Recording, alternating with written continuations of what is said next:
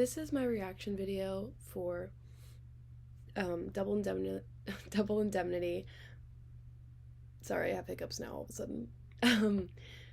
Uh, and I just finished watching it, and the part I wanted to talk about specifically, or more so like the character, but there's two scenes I want to talk about with her, was Phillips.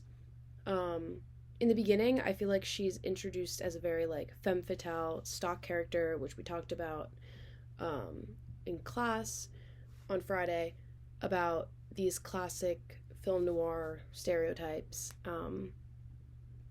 I think that Phyllis in this first scene that I'm gonna add a clip here. No pigeons around, I hope. Now, about those policies, Mr. Dietrichson, I hate to take up your time, but... Oh, that's all right. If you wait till I put something on, I'll be...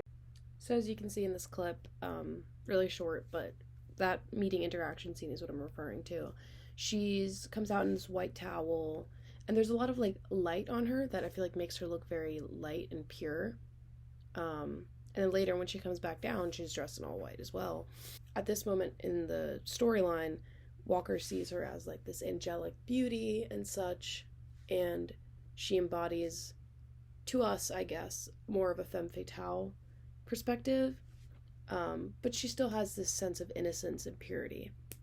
Whereas later on in the film, as more of her truths are exposed and more characteristics of her own character are, shown through the situation with Nino, and Lola's mother, was murdered first, and Lola believes that Phyllis had something to do with it.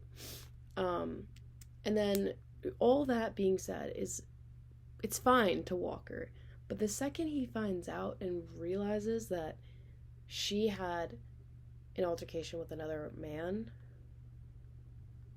he totally loses respect for her.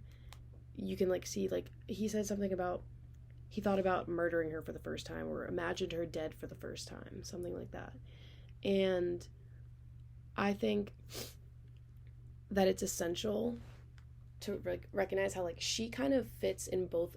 In the beginning, she fits into this line of the good female character that's associated with the gangster genre, and then when at the end she is portrayed as this bad woman, and therefore she must die, which we've talked about in our other film class about these traditional stereotypes and the role of women in gangster genre films with Bonnie and Clyde. I also wanted to say the intro reminded me a lot of Bonnie and Clyde as well. As Bonnie, we see her as well from an upward perspective, and she is bare-shouldered, and Clyde is looking up at her.